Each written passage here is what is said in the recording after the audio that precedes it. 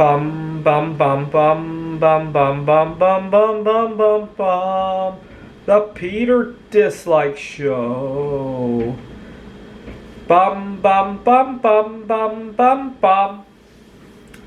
So I'm pleased to see my sense of taste and my appetite returning quite a bit back to normal today.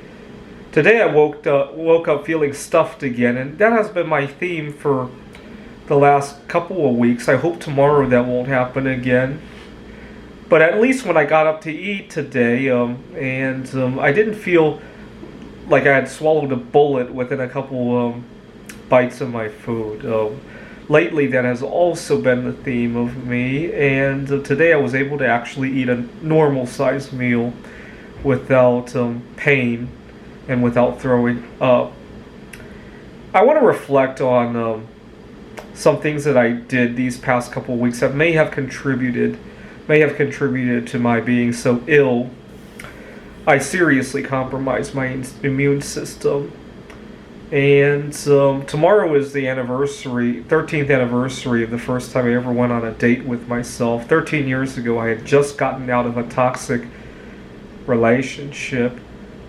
But this past spring has been kind of akin to that, right? I had a toxic romantic relationship 13 years ago, but this year I was getting out of toxic working relationships.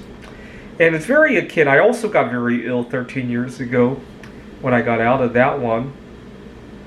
What had happened was I just recently quit a very toxic working environment.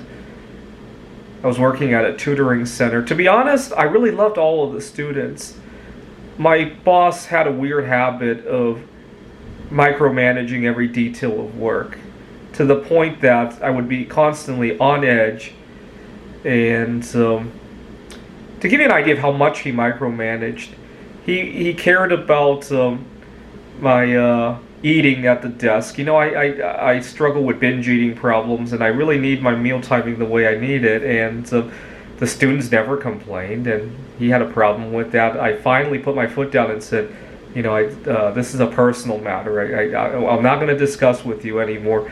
If the eating is a problem, the students can, or their parents can let you know. And but that's the kind of working relation I had with him. He got upset that I had talked to the students about I was teaching how to graph something, and I explained to the student how in the 70s we had a misery index of inflation and unemployment, and the kid was 9-10 years old, and my boss said 9 or 10 years old is too young to be hearing these sensitive topics. We need to shield them from it.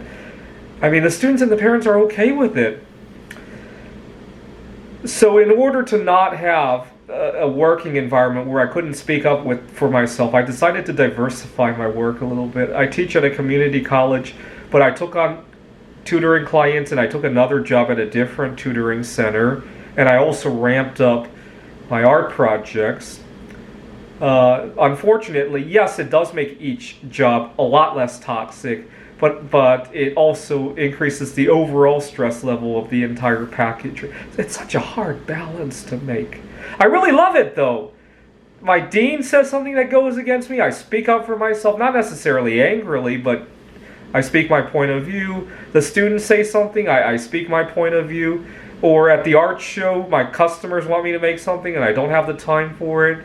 You know, I said, so that's a really great idea. I wish I had the time to do it, right? I don't have to go scramble and do it because otherwise I can't eat, right? I really love that freedom, but unfortunately it comes at the expense of this other kind of stress, right?